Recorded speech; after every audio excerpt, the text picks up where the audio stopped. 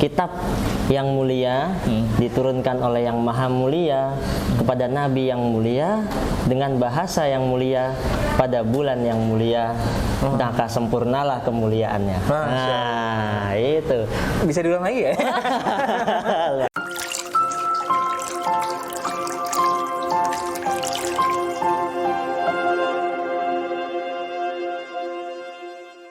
Alhamdulillah. Ini enak nih, ya. tempatnya nih. Ini ada outdoornya juga ini. Luar biasa nih, alam terbuka. Iya. Kafenya deket rumah lagi di Serpong nih. Allah. Promosi jadinya. Luar biasa. Oke sih, jadi kita udah ngobrolin tentang Perang Badar. Ya. Suatu hal yang berat ternyata terjadi di bulan Ramadan, yang dimana umat Islam lagi puasa tuh.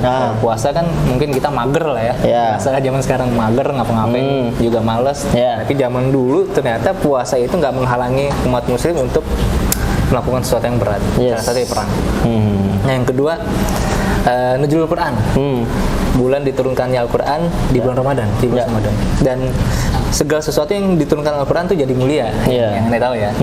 Jadi kayak misalnya bulan diturunkan Al-Quran, akhirnya jadi bulan mulia, bulan Ramadan dibanding bulan yang lain, dibanding bulan Muharram, Dzulqa'dah, Dzulhijjah gitu. Bulan Ramadan paling mulia. Terus yang kedua, nabi yang paling mulia dibanding nabi yang lain, Nabi Muhammad, karena diturunkan Al-Quran sebagai mukjizatnya. Nah, ini salah satu peristiwa penting juga nih di bulan Ramadan. Sejarah gimana tuh, Syekh? Iya, jadi jelas ayatnya ya. Banyak orang menghafal bahwa syahrul Ramadhanal ladzi unzila fihil Quran. Bahwa bulan Ramadan diturunkan itu Al-Quran. Sehingga sebagaimana antum sebutin tadi itu hampir persis sebagaimana Ibnu Katsir menyebut bahwa Al-Quran itu adalah kitab yang mulia diturunkan oleh yang maha mulia kepada nabi yang mulia dengan bahasa yang mulia pada bulan yang mulia, maka sempurnalah kemuliaannya. Nah, itu. Bisa diulang lagi ya? Luar biasa. Jadi masih tadi. Ini apa tadi? Nanti tonton aja ya. Luar biasa ini. Iya, sehingga sempurnalah kemuliaannya. Dan itu oleh karenanya ketika Umar bin Khattab itu pernah dijemput oleh seseorang, dilihat ini seorang seperti budak, ditanya, "Kok engkau yang jemput, kenapa?" "Ya karena aku yang jadi pemimpin di kaumku." "Kok bisa?" "Karena aku yang hafal Quran." Dari situ Umar bin Khattab katakan, dengan Al-Quran orang menjadi mulia, dengan Al-Quran juga orang bisa jatuh menjadi hina. Oh gitu. Ya, maksudnya apa? Orang yang mengikuti Al-Quran, menjaga Al-Quran dengan baik, dia mulia. Orang yang berpaling dari Quran, maka dihinakan oleh Quran. Itu. Siap. Luar biasa. Dan Al-Quran ini memang sebagai obat juga ya? Iya, betul. Betul sekali. Syifa gitu ya? Iya, betul. Nah, yang ketiga menarik juga nih. Mungkin nggak kalah menarik dari yang Perang Badar ya? Yes. Fatu Mekah. Fatul Mekah. Iya. Pembebasan kota Mekah. Iya. Itu gimana tuh ceritanya deh? Sebelum Fatul Mekah, tadi kan pas Perang Badar ada sosok yang kita sebut Abu Sufyan tuh. Abu Sufyan. Nah, lagi-lagi Abu Sufyan. Belum masuk Islam. Belum masuk Islam. Dan Abu Sufyan menjadi tokoh lagi nih dalam kisah ini. Di mana dia sudah tahu sebelumnya bahwa dia akan kalah. Dan dari mana dia tahu? Dia tahu dari seorang raja yang agamanya Nasrani. Heraklius. Ketika di Syam, Heraklius bertanya pada Abu Sufyan, apakah sudah datang nabi terakhir dengan ciri-ciri seperti ini? Abu Sufyan mengenali ciri itu, yaitu Muhammad. Betul, itu orang kampung kami.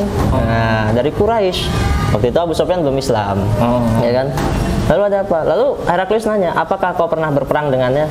Pernah. Menang atau kalah? Sekali kami kalah, sekali kami menang. Perang Badar kalah.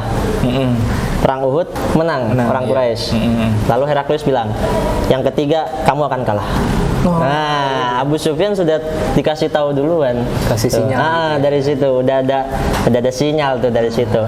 Dan ketika Fathul Mekah langsung kena mental. Iya. Kena mental langsung dia. Nah, dan ketika Fathul Mekah ini satu peperangan yang sebetulnya tidak banyak terjadi kontak fisik, ya kan? Karena satu, pasukan Muslim sudah begitu banyak dibanding Quraisy. Kedua, ini strategi rahasia. Apanya rahasia? Strategi rahasia Fathul Mekah.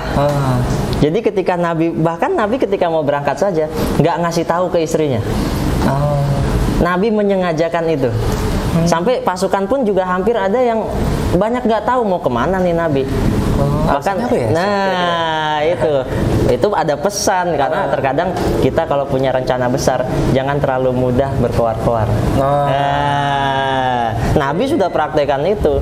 Nabi sudah mau mengarah ke Mekah, terus ada rumor nih para pasukan udah mau ngomong kayaknya ke Mekah nih, kayaknya ke Mekah. Nabi sengaja mau putus rumor ini. Nabi tulis pesan di surat. Set, pasukan ini terima surat dari saya, jangan buka surat ini sebelum kalian sampai di kota timur dari Madinah. Namanya kota Utum. Kota Utum. Ya, arah timur dari Madinah. Nah, jangan buka surat ini sampai di kota itu. Dari situ rumor putus. Wah, ini mau kemana nih kita? Ke timur, kok dipecah begini? Nabi sengaja putus. Ini rencana besar. Jangan sampai mudah banyak yang tahu. Begitupun ketika Muhammad Al-Fatih ketika mau mengarah ke Roma, Italia. Dia pun juga pasukan nggak ada yang tahu itu mau kemana. Pokoknya Muhammad Al-Fatih bilang berangkat. Mau kemana? Jalan aja. Strategi ini dipakai. Ya. Bahkan sampai bahasanya Muhammad Al-Fatih, kalaupun satu jenggot saya tahu, saya tarik putusin. Menjaga. Ini Sobat Hamim, perlu tahu nih, Muhammad Al-Fatih salah satu pemuda yang luar biasa juga ya. Cukup luar biasa. Masih belia ya, 20-an ya? Di bawah 25. Di bawah 25. 22. Kalau zaman sekarang bisa bikin apa tuh startup? Jadi CEO startup. Kalau zaman dulu bisa menaklukkan Konstantin. Luar biasa ya. Lanjut. Nah, itu. Jadi awal Fathul Mekah ini rencana besar yang dirahasiakan Nabi rencananya. Ya kan? Nah, ketika sudah pasukan tadi sampai timur buka surat, oh benar ternyata ke kota Mekah. Tapi Nabi sengaja putus rumor ini. Supaya juga beritanya nggak cepat nyampe kota Mekah. Biar orang Mekah juga nggak ada persiapan. Tiba-tiba, pasukan datang loh, ya kan? Nah, jumlah pasukan yang sangat banyak ini mengarah ke kota Mekah. Kemudian ketika beristirahat di satu tempat, di satu camp, di situ Nabi bersama sahabat pada istirahat, maka paman Nabi yang namanya Abbas, ya, Abbas bin Abdul Muthalib itu mengajak Abu Sufyan untuk masuk Islam. Nah, tadi perang Badar bagus. Iya. Dan ini Abu Sufyan, dia seorang sahabat yang juga sangat luar biasa. Dia ingin sahabatnya Abu Sufyan juga mendapatkan hidayah, maka dia berusaha bagaimana caranya sahabatku Abu Sufyan bisa masuk ke dalam Islam dan menjadi orang yang mulia. Nah, ini penting buat kita sebagai sahabat dalam berteman. Jangan cuma memikirkan hal duniawi, tapi pikirkan gimana sahabat kita juga bisa selamat dunia akhirat. Itu. Maka Abbas ajak nih Abu Sufyan, ayo Abu Sufyan, kita naik kuda ini berdua. Ternyata begitu mengarah ke tendanya Nabi, ya kan? Mengarah ke tendanya Nabi, Abu Sufyan pun sudah melihat pasukan muslim yang sangat banyak malam hari, ya kan? Di situ sudah scare dia, ya kan? Udah kena mental lagi. Udah kena mental, waduh, gawat nih, udah gak bisa dilawan begini makan. Nah, sampai situ mereka lagi mengarah ke tenda Nabi, diam-diam. Ternyata ada yang lagi ngintel. Siapa yang ngintel ini? Ternyata yang ngintel. Siapa yang ngintel? Ternyata Umar bin Khattab. Wah, yang ngintel setan aja kabur ya. Nggak main-main nih. Yang ngintel Umar. Begitu Umar ngelihat Abu Sufyan, kepala kafir Quraisy. Wow, udah siap pedang ini. Nah, penggal. Terjadi kejar-kejaran. Sayangnya Umar ngejar pakai keledai. Abu Sufyan sama Abbas naik kuda. Tapi Abu Sufyan dan Abbas perutnya gendut-gendut. Kecepatan emang nggak jauh beda. Nah, cuman mereka berhasil sampai ke tenda Nabi, sehingga kalau sudah orang masuk ke tenda Nabi, sudah stop, tidak boleh ada yang sentuh, kecuali atas izin Nabi. Nah, maka sampailah di tenda Nabi Abbas dan Abu Sufyan. Nah, sampai disitulah Abbas mengajak Abu Sufyan, ayo Abu Sufyan, masuklah Islam, engkau akan selamat. Ini. Nah, diajak Abu Sufyan pada awalnya sulit menerima Islam, dan Nabi tahu itu. Dan bahkan Nabi dari bisikin Abbas bahwa Abu Sufyan ini orangnya senang dihormatin, senang dipuji-puji. Nabi pun udah atur strategi. Oh gitu ya, saya kasih satu tempat khusus buat mengangkat nama dia. Oh gitu. Udah diatur sama Nabi. Ayo ajak dia buat masuk Islam. Diajak, dia ucap asyhadu alla ilaha illallah. Ngucap asyhadu anna ini susah. Ayo ucap asyhadu anna Muhammad Rasulullah. Susah. Karena masa kalau mengakui Allah sebagai Tuhan, jauh sebelum kau jadi nabi kami sudah tahu Allah. Tapi untuk mengakui Muhammad sebagai nabi nih lumayan berat. Sehingga gengsi. Pada awal itu syahadatnya memang rada berat diucapkan oleh Abu Sufyan, walaupun akhirnya terucap 2 kalimat syahadat itu sehingga sah menjadi Islam. Nah, Rasulullah caranya gimana buat muliakan dia? Rasul umumkan, nanti semua orang yang ada di Mekah akan selamat jika berada dalam rumahnya Abu Sufyan. Wah, diberikan tempat khusus. Wah, kasih privilege. Privilege khusus Abu Sufyan. Siapapun yang berada di rumah Abu Sufyan aman. Wah, kan gitu. Iya. Barulah bilang, ya Rasulullah di rumah saya enggak muat kalau semuanya satu Mekah itu. Kalau gitu yang ada di Masjidil Haram sekitarnya selamat juga. Tanah Haram juga nggak terlalu luas buat seluruh penduduk Mekah. Kalau gitu yang berada dalam rumah aman. Yang jelas paling utama ada di rumahmu aman. Nah, sengaja udah dikasih tempat khusus. Nah, ini strategi Nabi untuk melunakkan hati orang yang mau masuk Islam. Nah, jangan digalakkan orang mau masuk Islam itu. Dan ini terjadi di Fathu Mekah ya? Iya, terjadi di Fathu Mekah. Luar biasa. Itu sampai nanti Nabi perang Hunain pun Abu Sufyan minta harta berapa banyak dikasih sama Nabi. Sengaja karena Nabi tahu ini orang baru masuk Islam, imannya masih seperti ini, berikan saja. Nah, dan nanti sahabat Madinah justru nggak dapat harta apa-apa. Nah, itu ntar ada kisah lagi tuh yang sangat nyentuh di Hunain. Nah, sampai di Fathul Mekah seperti itu tuh kurang lebih. Selain Abu Sufyan ada lagi tuh, yang apa? Ikrimah. Nah, Ikrimah itu kita tahu nih, Ikrimah ini anaknya Abu Jahal. Anaknya Abu Jahal, bayangkan.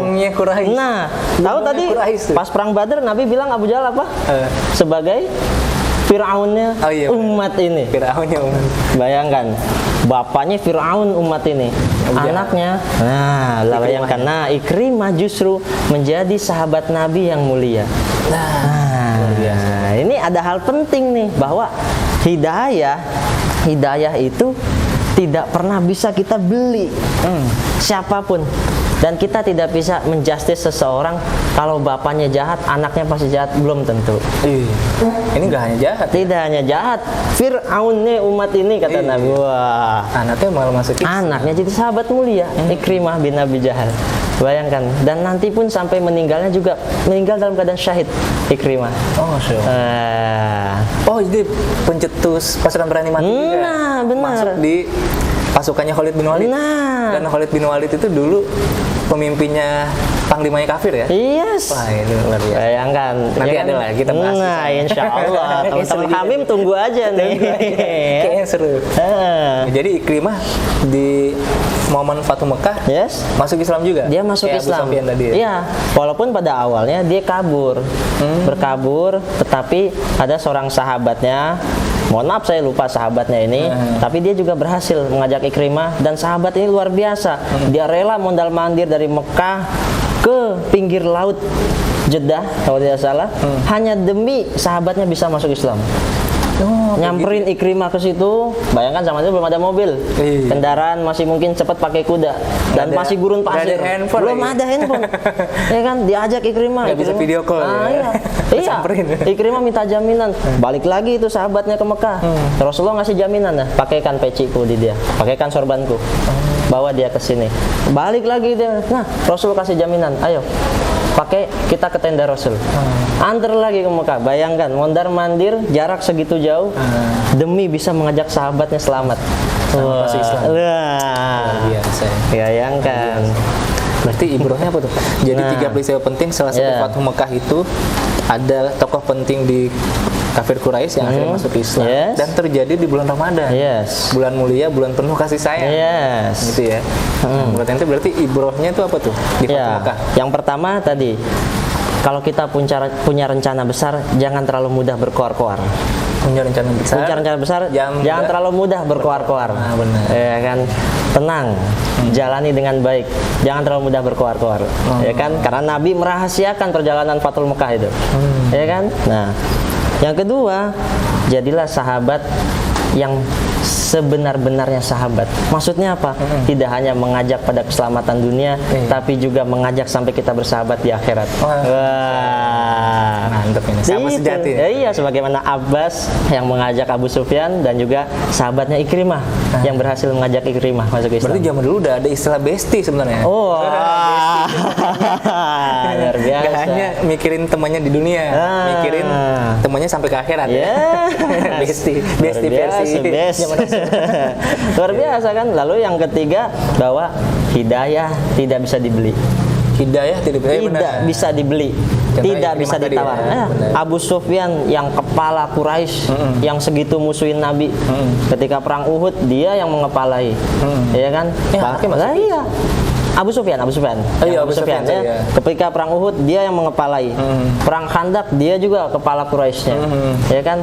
Tetapi dia justru masuk Islam dan nanti akan menjadi manusia mulia. Bahkan nanti Abu Sufyan itu bahkan ketika mau wafat itu sudah menggali kuburannya duluan. Gali kuburannya duluan, orang-orang pada, Abu Sufyan ngapain kau ini?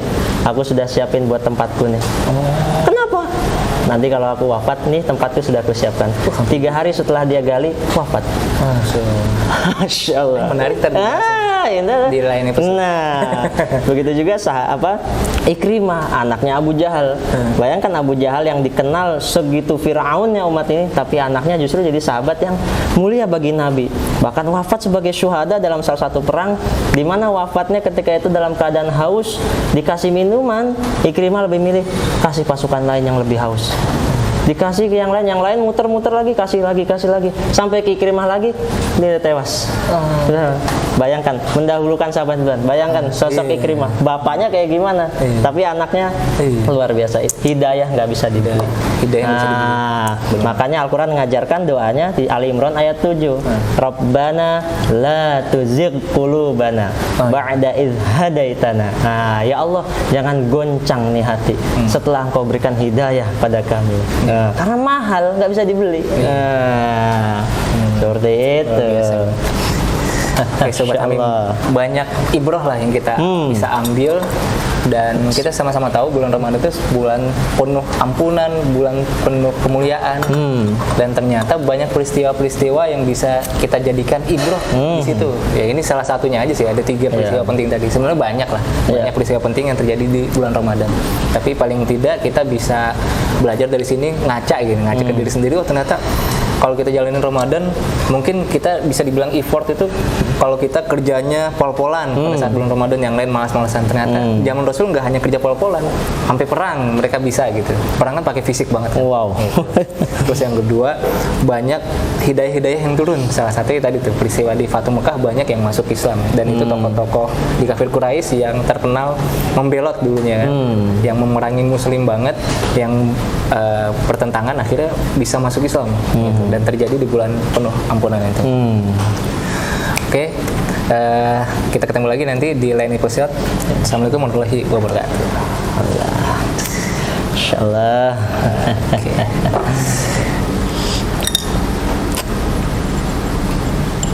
Sahabat Hamim TV, jangan lupa tekan tombol subscribe, like, dan juga komen, serta share video ini ke teman, sahabat, dan keluarga. Semoga bermanfaat.